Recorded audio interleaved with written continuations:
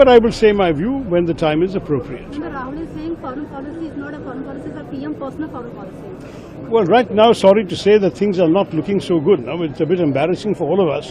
One of the reasons that I supported the government's restraint and silence on this Iran war was because I hoped that the government would use this to create a space for peacemaking and be a leading voice for peace, as the Prime Minister has often said India should be. But ironically, we see that it is Pakistan, apparently, that is leading the effort with Turkey and Egypt to do mediation. So obviously, I can't be happy about that.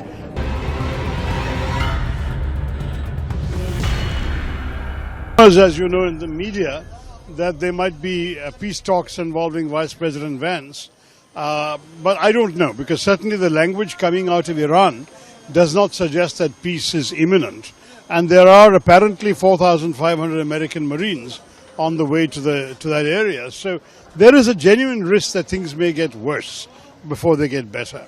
Now, for us as a nation, we are very badly affected by a couple of things in particular. LPG, which we import 60% and 90% of that 60% comes from Qatar and the Gulf. That is extremely serious.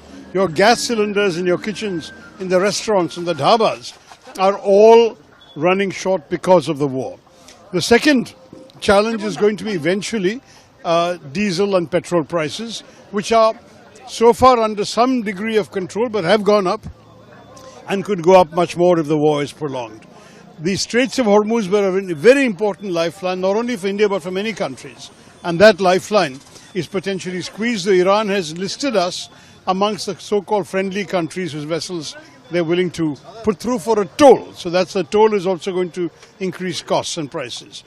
There are many factories that are affected by lack of LPG.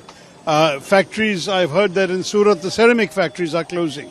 In South Korea, there are some factories that have gone on a 4-day week.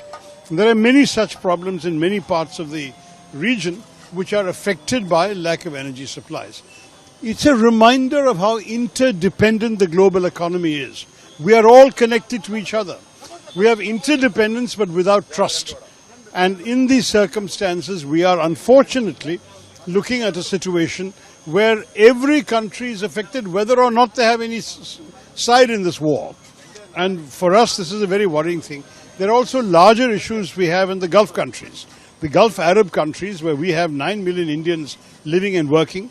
How are their economies going to cope with all of this? Will our workers, who are a big source of remittances back home, will they be losing their jobs? We don't know. It's early days yet. But it is still worrying. This war has gone on from the 28th of February. We are almost a full month now.